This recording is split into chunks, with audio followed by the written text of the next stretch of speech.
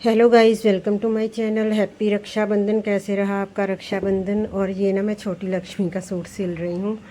तो लक्ष्मियाँ दो होती हैं ना मेरे पास से कस्टमर, तो फिर मैं एक छोटी लक्ष्मी, एक मोटी है। मोटी तो नहीं कहूँगी उसको। ये छोटी लक्ष्मी का सूट है, पतली सी है, स्लिम ट्रिम। तो ये एम्ब्रॉयडरी वाला पल्ला मैंने ना अलग कर लिया है, ये सिलाई के साथ एक दूसरे से जुड़ा हुआ था। तो बहुत ही पतला सूट है, इसके साथ लाइनिंग लगाएंगे। तो लंबाई है इनकी 40 इंच, 41 ले लिया है। नीचे की साइड पर बॉर्डर लगा है, मोड़ना नहीं है हमको।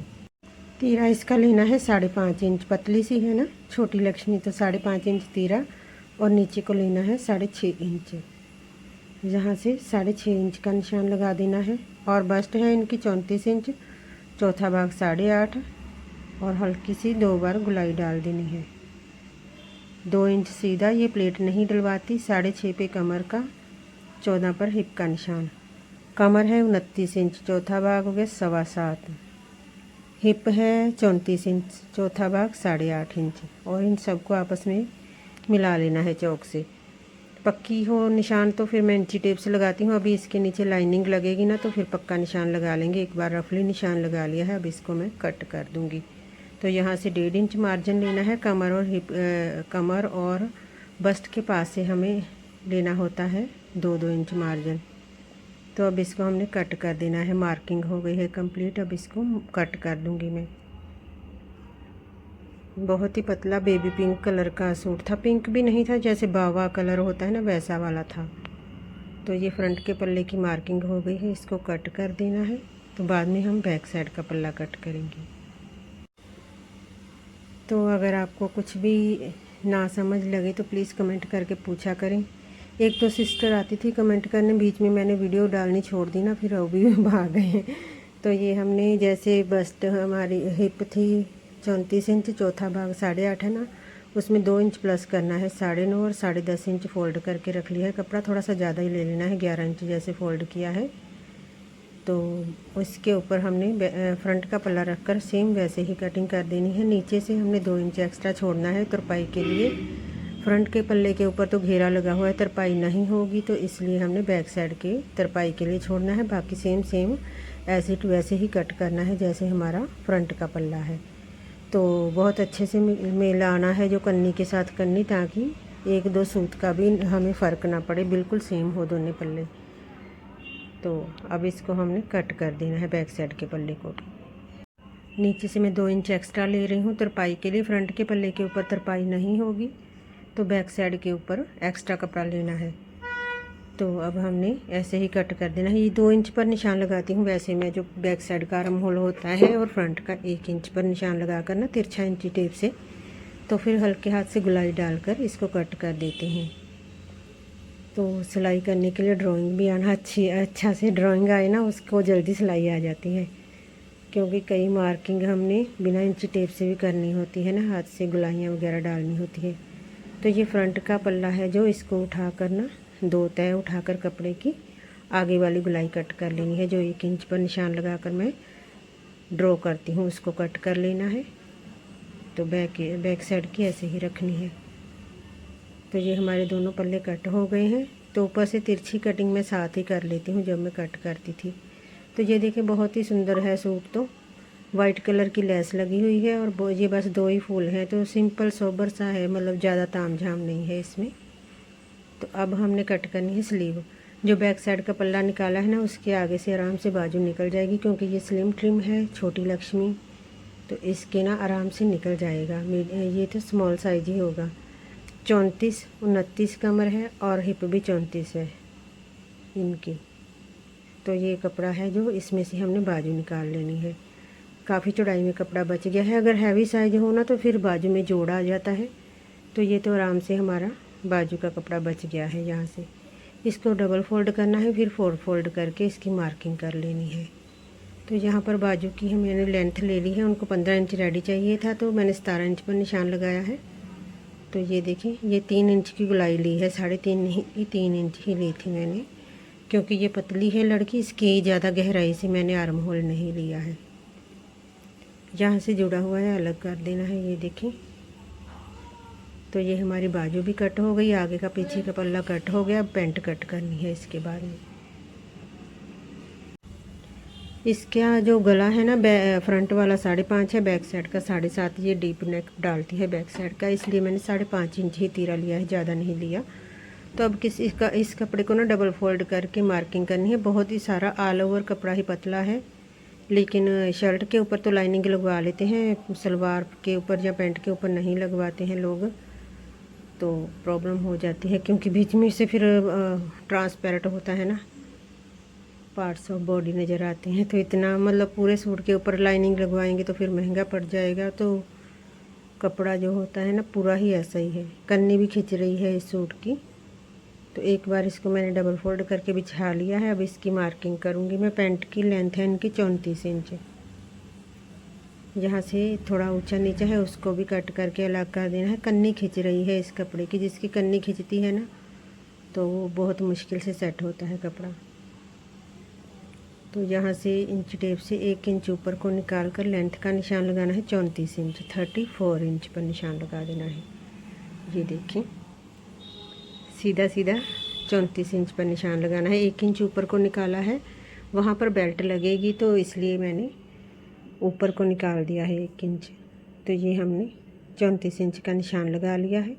अब नीचे 2.5 इंच फोल्ड के लिए लगा लेना है हमको। तो जब तक मैं सेटिस्फाई नहीं ना होती कि कपड़ा बिल्कुल सही है तो फिर मैं कट काट छाँट करती रहती हूँ इसको।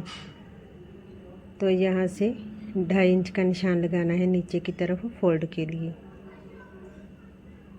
आप चाहें तो कपड़ा कम हो तो 2 इंच 1.5 इंच भी लगा सकते हैं। मैं 2.5 इंच लगा रही हूँ क्योंकि मेरे पास कपड़ा काफ़ी है। तो ये 2.5 इंच का निशान लगाने के बाद एक शेप पट्टी से मार्किंग करनी है आगे की तरफ। तो प्लीज़ मेरी वीडियो को लगाकर छोड़ दिया करें तो फिर मेरे को व्यूज़ मिल जाएंगे। अगर आपके पास टाइम नहीं ना होता लगाकर छोड़ दिया करें तो वीडियो चलती रहेगी तो मेरे को एक व्यूज़ आ जाएगा। छोटे चैनलों को भी ना आप थोड़ा सपोर्ट किया करें। कमर का निशान लिया है 7.25 और 2.5 इंच एक्स्ट्रा। यहाँ पर 10 इंच का निशान लगाया है। हमने आसन का छोटी ही आसन लेंगे क्योंकि पतली है लड़की। तो यहाँ पर 10 इंच का निशान लगाया है और ऊपर कमर का निशान लगाकर 2.5 इंच एक्स्ट्रा ले लिया है, कमर का चौथा भाग लेकर।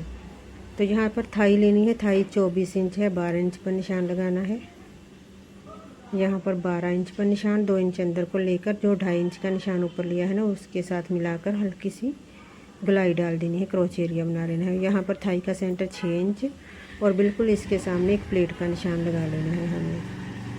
यहाँ पर प्लेट की मार्किंग कर लेनी है 4 इंच लंबी। तो अब हमने थाई का सेंटर है जो उसी हिसाब से पोंचे का सेंटर लेना है। यहाँ पर किनारे से लेकर जो भी नाप आ रहा है ना यहाँ पोंचे के पास लेकर दोनों साइड पर 3-3 इंच का निशान लगा देना है। पोंचा उनको रेडी चाहिए 6 इंच। तो यहाँ पर 3-3 इंच का दोनों साइड पर निशान लगा देना है। अब शेप पट्टी के साथ मार्किंग कर देनी है बस।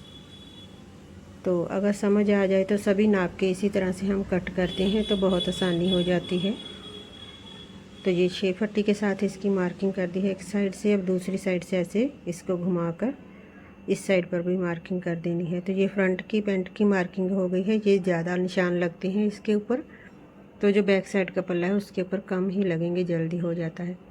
अब इसको हमने कट कर देना है। आज आपके यहाँ बारिश आई राखी वाले दिन, बताना मेरे को। इधर आई है तो बहुत ज़्यादा गर्मी हो गई है और ज़्यादा थोड़ी सी बारिश आकर हुम्मस सी हो गई है, हवा भी नहीं चल रही। तो मैं तो फ़ैन भी बंद करके ना वॉइस ओवर करती हूँ, बहुत ज़्यादा गर्मी लगती है। तो ये हमने पैंट के दोनों पल्ले कट कर लेने हैं, मतलब ये आगे के ही हैं, दोनों फ्रंट के ही हैं ये पैंट के पल्ले। दूसरी साइड पर भी ऐसे ही कट कर लेना है। ये क्रॉच एरिया बनाया था हल्का सा, यहाँ से गुलाई में कट करना है। तो इसके बाद में ना हमने कट लगाने हैं। एक पोंचे के पास लगाने होते हैं कट 2 और एक प्लेट के पास, ताकि दूसरी साइड पर भी ना प्लेट की मार्किंग उसी कट के हिसाब से मैं कर लेती हूँ बाद में। अभी एक साइड पर भी मार्किंग की है ना 4 इंच की, फिर दूसरी साइड पर भी मैं करूँगी। तो ये छोटे छोटे कट पोंचे के पास भी लगा दिए हैं। जब हम फोल्ड करेंगे ना आसानी हो जाएगी फिर। तो अब ये बाकी का कपड़ा जो है इसको भी मैंने फ़ोल्ड कर लेना है। तो इसके ऊपर रखकर हमने बैक साइड के पल्ले कट करने हैं पैंट के। तो अच्छे से इसको फ़ोल्ड कर लिया है। अब इसके ऊपर हमने ये फ्रंट के पल्ले हैं जो वो रखने हैं। थोड़ा सा नीचे करके रखने होते हैं, 2 इंच एक्स्ट्रा नीचे करके रखूँगी मैं इसको। अगर कोई हैवी साइज हो 2.5 इंच भी ले सकते हैं। यहाँ पर जहाँ पर आसन ख़त्म होती है वहाँ से लाइन ड्रॉ कर ली है।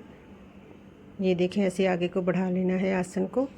यहाँ से पहुँचे के पास भी 2 लाइनें लगा देनी है। तो अब इंची टेप से 2-2 इंच का निशान लगाना है। यहाँ पर 2 इंच का और आसन के पास भी 2 इंच का। तो यहाँ पर क्रोच एरिया बना देना है। तो जहाँ पर आसन है यहाँ पर भी 2 इंच का और तिरछा निशान लगा देना है। यहाँ पर बैक साइड की आसन बड़ी होती है। ये देखें, ये निशान लग गया है। अब शेप पट्टी के साथ एक मार्किंग करनी है, बस जो हमारी टांग की होती है गुलाई वैसी।